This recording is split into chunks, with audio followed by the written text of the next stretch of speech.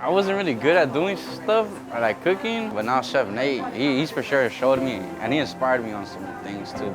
I came into this program and I got to cook with my teammates. We got to learn about marketing, how to start a business, how to get grants and how to get loans, and it's a really good experience. They want to feel like you have their back every step of the way. We want to make sure that they feel like they're being welcomed. We want to give them a fighting chance in life.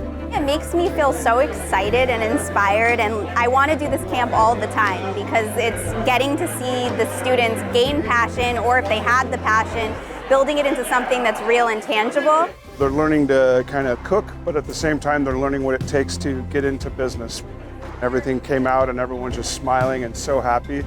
Like, those are the moments that they should live for, but they're definitely what I live for as well. I'd for sure become a chef.